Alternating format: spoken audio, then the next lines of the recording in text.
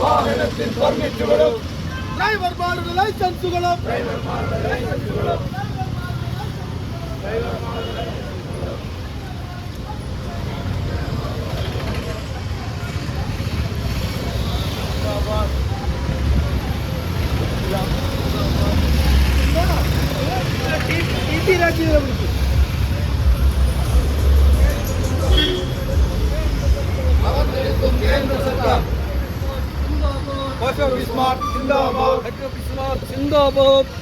രണ്ട് മുദ്രാവാക്യങ്ങൾ കേന്ദ്ര സർക്കാരിന്റെ പുതിയ ട്രാഫിക് നിയമ നടപടികൾ പിൻവലിക്കുക എന്നുള്ളതാണ്.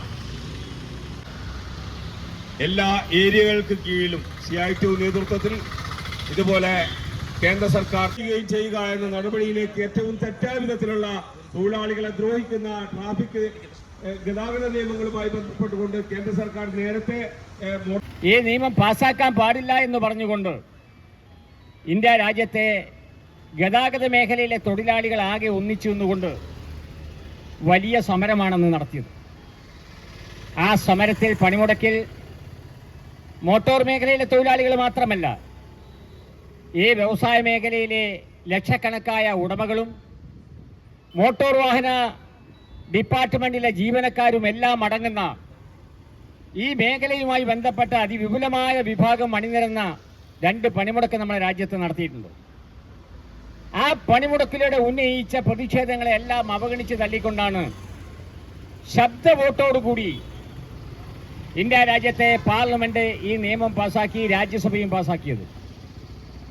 രാജ്യസഭ ഈ ബില്ല് ചർച്ച ചെയ്യുന്ന സമയത്ത് CITUവിന്റെ ഓൾ ഇന്ത്യ ജനറൽ സെക്രട്ടറിയായി ഇപ്പൊ പ്രവർത്തിക്കുന്ന സഖ വെളമരം അന്ന് രാജ്യസഭയിലെ അംഗമായിരുന്നു. ഈ ബില്ലിന്റെ ചർച്ചയിലാണ് അദ്ദേഹം രാജ്യസഭയിലെത്തിയപ്പോൾ ആദ്യമായി ഇടപെട്ടത്. അദ്ദേഹം രാജ്യസഭയിൽ നടത്തിയ പ്രസംഗം അവസാനിപ്പിച്ചുകൊണ്ട് പറഞ്ഞത്, ഈ ബില്ല് നിയമമായാൽ ഇന്ത്യ രാജ്യത്ത് വാഹനങ്ങൾ റോട്ടിൽ നിർത്തിയിടേണ്ടി വരും, തൊഴിലാളികൾ ജയിലിൽ കിടക്കേണ്ടി വരും. അത്ര കടുത്ത ശിക്ഷാ നടപടിയാണ് ഈ ബില്ലിനകത്ത് വ്യവസ്ഥ ചെയ്തിട്ടുള്ളത്. അതുകൊണ്ട് ഒരു കാരണവശാലും ഈ ബില്ല് നിയമമാക്കാൻ പാടില്ല എന്നുള്ള അഭ്യർത്ഥനയടക്കം തിരസ്കരിച്ചുകൊണ്ടാണ് നമ്മുടെ രാജ്യത്ത് ഈ നിയമം പാസാക്കിയത്. ഈ നിയമം പാസാക്കിയപ്പോൾ ഈ രാജ്യത്ത് ആദ്യം ഉയർന്നു വന്ന സമരം ഇന്ത്യ രാജ്യത്തെ ഈ നിയമത്തിനകത്ത് ശിക്ഷകളെ സംബന്ധിച്ചുള്ള വ്യവസ്ഥകൾക്കെതിരായിട്ടാണ്.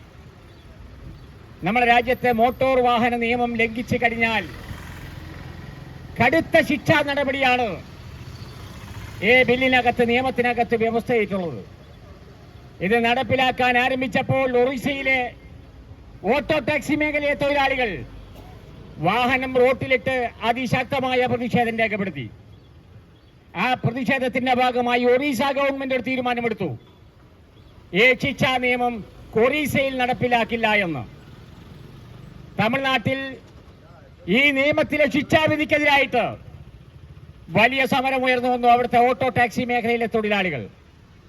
തമിഴ്നാട് ഗവൺമെന്റും പറഞ്ഞു, ഈ നിയമത്തിനകത്തെ നിയമലംഘനത്തിനെതിരായിട്ടുള്ള ശിക്ഷാ സംവിധാനം ഇവിടെ നടപ്പിലാക്കില്ല, അത് ലഘൂകരിക്കുമെന്ന് പറഞ്ഞു.